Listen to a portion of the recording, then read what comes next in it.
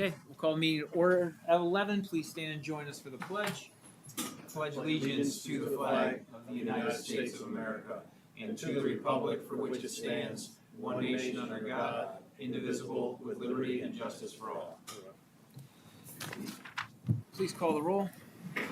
Present. Trustee Hilliard? Present. Trustee Pound? Present. I'll entertain a motion to approve the minutes from the July 14, 2026 meeting. Chairman, I'll make that motion. Second. Any discussion? All those in favor? Aye. Aye. I'll entertain a motion to approve the minutes from the July 28th, 2026 meeting. I'll make a motion to approve those. Chairman, I'll second. Any discussion? Hearing none. All those in favor? Aye. Aye. I'll entertain a motion to approve the minutes from the August 4th, 2026 meeting.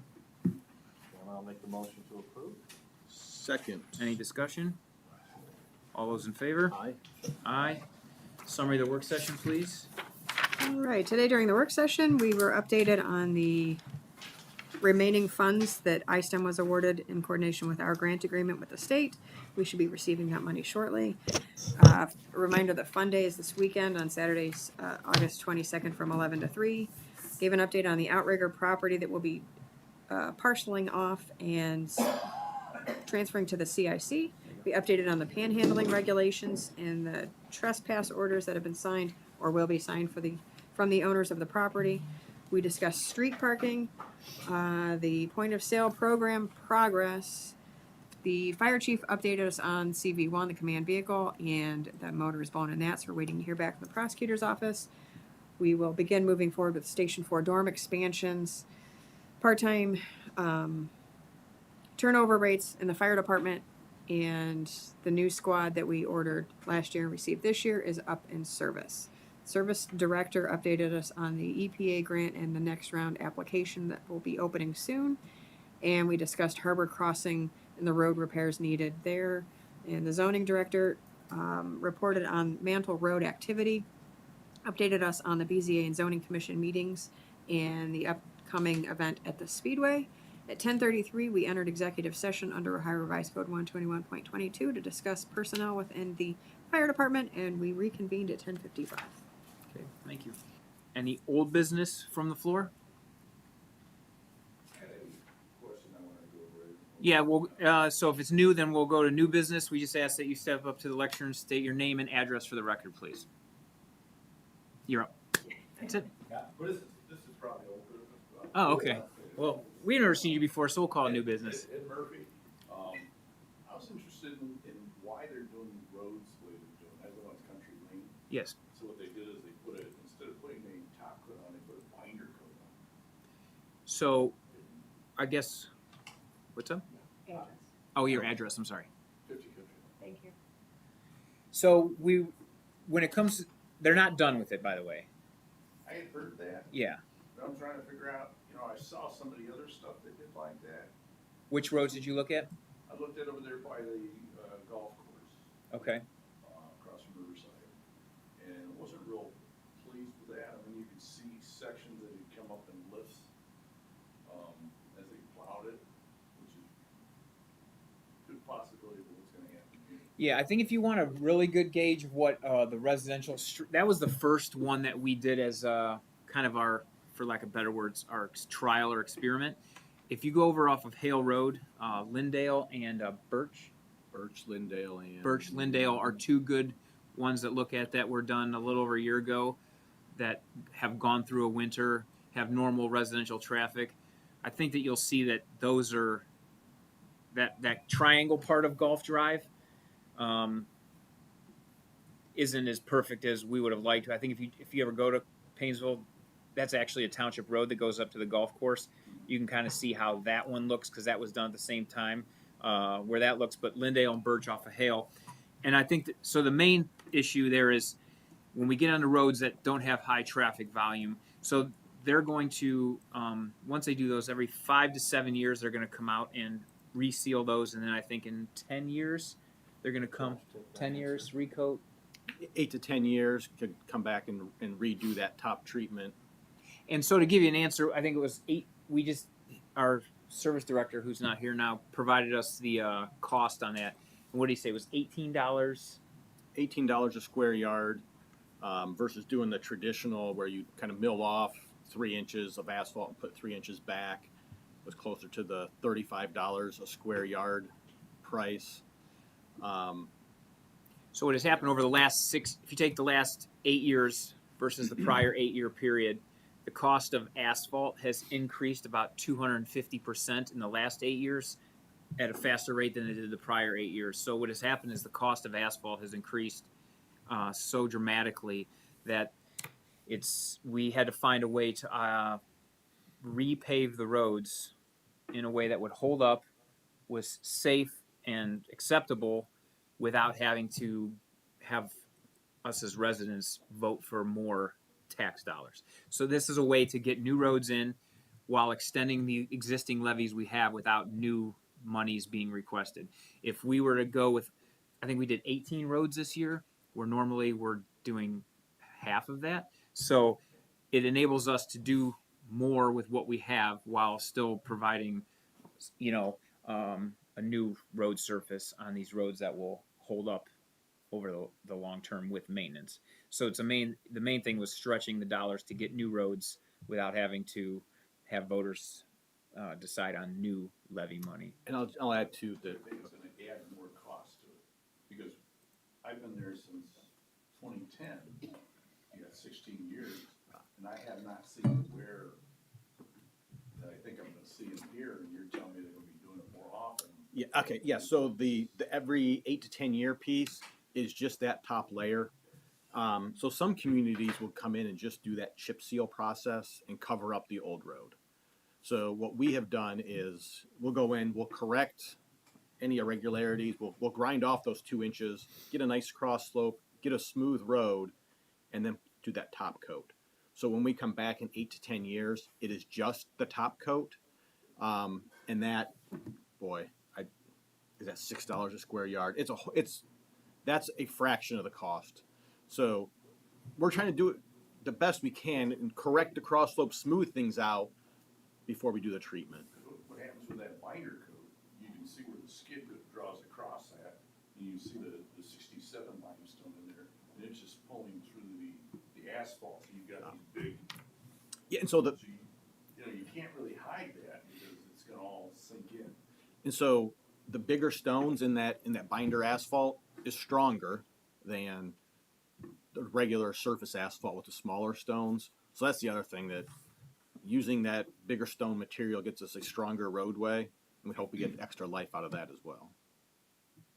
So it comes down to the math of it. While it seems that way, but when you stretch that out over a 20-year period, which is 20 to 30-year period, generally the time that we're replacing the roads, the cost is going to be substantially less than it would to do that, and less maintenance because it is a stronger surface. So hopefully less crack sealing.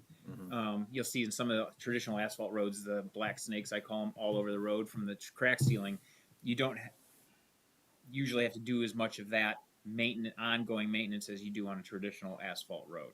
So that's another thing that helps reduce the ongoing costs of a traditional asphalt road. We actually get a lot of traffic down through there, especially with the school. And now that they're gonna add more homes and everything, that's gonna increase. And then the second thing is, all those people gonna be coming down through the view, or the I don't wanna say coastal area, right down there, Riverside. And now with the shutoff over there on Evergreen, you're gonna have a lot more traffic. And what's gonna happen when that collapses? So Riverside Drive and Madison Avenue are both county roads. The county, and I mean, that's the answer, that we don't put money into those roads, and there are discussions, but the county's going to be spending over $2 million on the Madison Avenue repair to fix the next piece that failed. It wasn't what was recently rebuilt; it was kind of the next piece. So presently, it's the best option. Now, if that changes as things go, then that'll have to be addressed as if Riverside comes to a point where that's shut down and increases traffic, and we see that it's that concept isn't holding up because of the increased traffic, that's something we'll have to address at that point. But as it stands now, and once Madison Avenue gets done and that traffic flow goes back through there, we anticipate this is going to be, you know, standard wise will hold up to what we want and the residents need for a safe driving surface that holds up, and to try to make our dollars stretch for the benefit of everybody paying taxes. We want to make those stretch without having to make the decision to put something on for all of us as residents to decide more tax dollars, because that's the last thing we want to do. So we're finding ways to, it might not be what everybody wants per se, but it gets us a safe structural road that will uphold over time with maintenance that we believe, and get us where we want to be dollar wise and budget wise to make the most of the money that we have coming in. You know, I grew up on Dunbar. My parents still live there. I've had the same discussion with them. I work with one of your neighbors, and so I've talked to her about it as well. I mean, it's just, yeah, where we're trying to make budgets come together and how we can address our roads. I want to say, Mr. Murphy, I want to say everybody's doing it. When this process was first presented to us, and we, like Dave said, we did Golf Hill to check it out. All right, let's see how it goes. Let's check it out. But then it was spoken, other communities are doing this as well. Concord is a good example, and so we drove up. I remember I got in the truck with John, our service director, went up to Concord, and the company that different companies do it, but this one company that's doing our work, they do good work. And we've seen some other ones that aren't quite as great, but you know, when you're talking over the lifetime of a roadway being 30 years, 20, ideally in a perfect world we do 20 years, and we'd have that pretty smooth asphalt like you're accustomed to, we're all accustomed to. And so for us to take this next step and hear how they're going to come back, whether it's 5 to 7 or 6, however, 6 to 8 years, they make the first treatment on it. And then you're looking again at 15, looking again at 22. Now you're looking at a complete replacement or a total fix at 30-year mark. In order for us to do all the roads that we're trying to do, that we need to do, because our township has grown, and dealing with the accounts we have, I mean, COVID killed everybody as far as finances. I mean, the fire trucks that we're buying now are double the price. It's just ridiculous what has happened to costs. And road is no different, so we're trying to manage the funds without going to you or us for new levies, stretching as far as we can, and this is the option that we're at now. You know, in a perfect world, we would be doing the traditional roads, but then we would be doing a hell of a lot less, and when you're trying to get all your roads done, it's just instead of being 20 years or 30 years, now you're looking at further. So this is the avenue that we've taken.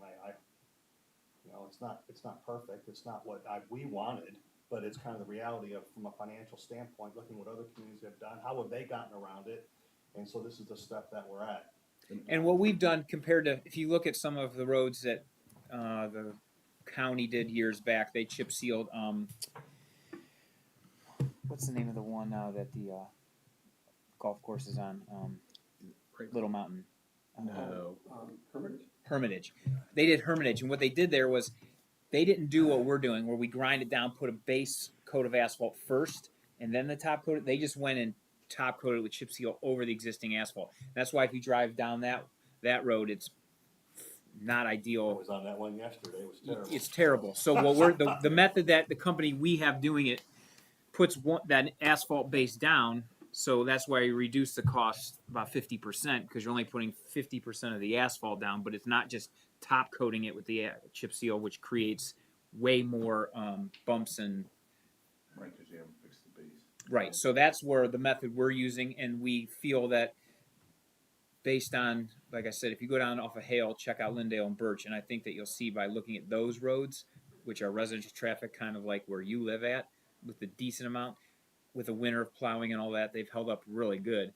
And we think if the company that we used to do those continues to do these in the same method and probably gets better at it as time goes, we'll be, again, it's not perfect, but it solves the issue of having new roads that are safe and structurally sound, and that's ideally for safety and travel. That's what we need, right? So. And ODOT actually did it on State Route 86 east of Leroy east of the roundabout. Did they? Yeah, recently in the last month or two, Okay. which was surprising because it's a higher speed road. Yeah. But they're doing it in places as well. Only thing I will say about the company using, they chipped up a lot of the concrete drives on the end. I mean, I passed mine. That was probably the paving company. Yeah. And so if it is damaged, so before any paving project, part of the contract is they go through and video record the roadway, roadside, and driveways. So if there is damage, they are liable for that. They didn't fix them. Well, you let Well, us know, and we can have our yeah, I service mean- director take. Yeah, if it's still damaged, or if you're, Well, it's damaged, but they put everything up to it, so it's kind so it's of, covered. you or- can kind of still see it's not straight anymore. Okay. It's kinda- And so once the final the sealer layer goes on top of the stone after they sweep it, we're going to come back through and seal any like joints between driveways and the new pavement. So it just all that just takes a little bit of time. So we're not, so on Country Lane, what stage, I haven't been up there. It's same It's as- been chipped, and then I think next Fogged in. week they should come back, sweep it, and then do the fog The coat on final top. fog? Yeah. Okay. So what are they putting over the top of it? So it's a liquid asphalt type material they spray down. It's almost like it's not the same as like the tack coat they sprayed down before they paved, but it's similar. It's a liquid asphalt that locks all the stones in place, so we don't end up with loose stones kicking up and that sort of thing. So you're still in the loose stone stage? Yes. On your Yeah. road. Yeah. I can understand. All the way up in the drive. That's We why had the same, we had the same complaints last year when we did Birch and Lindale and tell just hang on, we're not done yet. After it was completed, it was much better, than what. That's they- why I was they gonna were say, concerned when that you- was it. When you It's take your not. trip home, take the long way, take 2 and get off there at Fairport Nursery, go up Hale, and you can go, if you just go up Hale, Lindell and Birch are right off after you cross over Park. I don't know if you know where it's at or not, Yeah. but if you go check those out, and you'll see more of what it looks like a year plus later, being driven on, being plowed on, and I think you'll see those roads that are similar to your neighborhood, the same company, I believe, right? Yeah. Same company, so you can see what they did after a year of plowing and travel and all that, how it's held up, and I think you'll see it's pretty satisfactory. So, I don't know. okay, Thank you for coming, Thanks. sharing your concerns. But please, once it's done, if you still don't like it, if you absolutely hate it, please let us know. I mean, because we get very little feedback once the projects are done. So, please feel free to call Township Hall, call one of us, email, reach out to the service department. We would love to hear feedback of once it's done. thank you. Thank you very much. Any more new business? Hearing none, we'll move on. Lake County Sheriff's Office.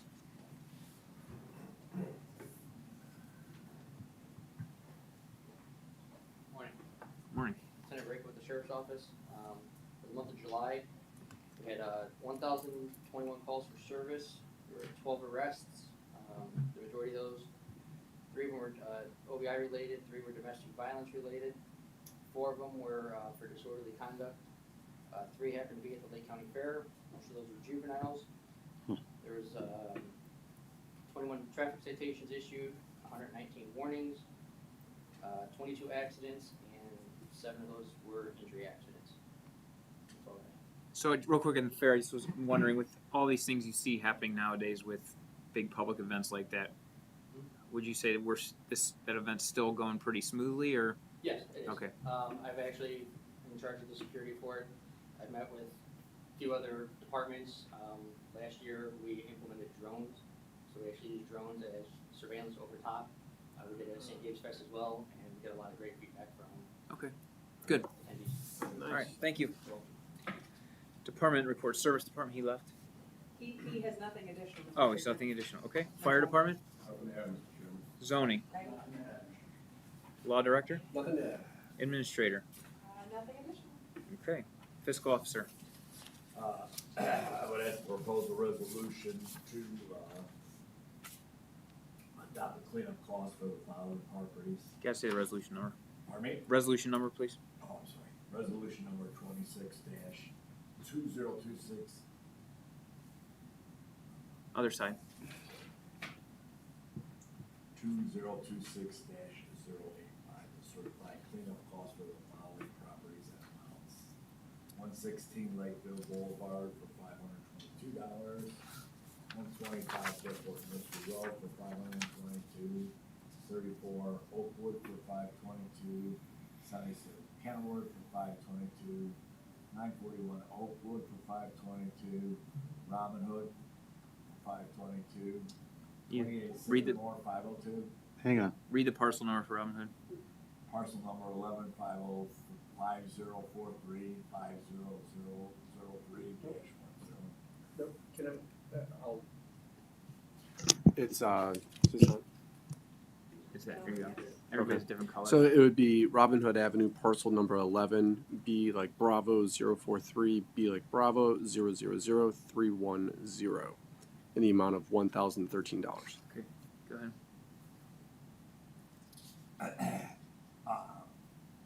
28 Sycamore is next.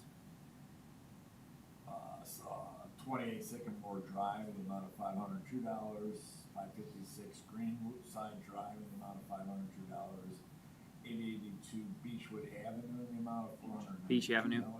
Pardon me? Beach Avenue. What did I say? Beechwood. $492, 893 Beach Avenue in the amount of $492. 913 Richmond Road in the amount of $492, and 883 Maplewood in the amount of $492. That one took 1 minute long. Mr. Chairman, I'll make the motion to approve. Mr. Chairman, I'll second. All those in favor? Aye. Aye. Aye. That's all I have. Okay. Trustees, Resolution 2026-086 to approve payment to Best Truck Inc. in the amount of $20,678 to install a new boss plow in the service department. Any discussion? None. Okay, I'll entertain a motion for approval. Mr. Chairman, I'll make the motion to approve. Second. All those in favor? Aye. Aye. Resolution 2026-087, providing for the declaration of nuisance on the properties as listed and authorizing all necessary steps for the abatement of the nuisance. Any discussion? Know what we just did No, on the this- fiscal those- officer? Those were the costs for the ones we approved the last couple special meetings. This is in lieu of a special nuisance meeting. We're doing that, and then next meeting we'll certify the costs. Okay. Mr. Chairman, I'll make a motion to approve. Second. All those in favor? Aye. Okay. And then under limited home rule resolutions, LHR resolution number 26-0002, a resolution regulating aggressive solicitation and handling in Painesville Township. Any discussion? this is first reading. First reading, rather. Okay. So we're first reading, and then that's it. We don't have to, there's no vote. Correct. Okay. You could discuss it if you want. Yeah, is there any but discussion? You want to explain what it is? This is mainly to address the ongoing issues and complaints from the area around Giant Eagle, Gecko, and that plaza with pet supplies. And Correct. And for the record, this only addresses aggressive panhandling when somebody actually approaches another person and asks for money in some fashion or follows them. It does not and cannot prohibit somebody from passively panhandling, wherein they just sit there with a sign and ask for money. but Sheriff's Office is working with. No. That would be a separate private property issue Okay. that we're not Okay, dealing being- with. okay, all right. So that was the first reading. All right. Next reading will be at the next meeting in September. All right. Anything else? Nothing. I'll entertain a motion to adjourn at 11:23. Mr. Chairman, I'll make the motion to adjourn. Second. All those in favor? Aye. Aye.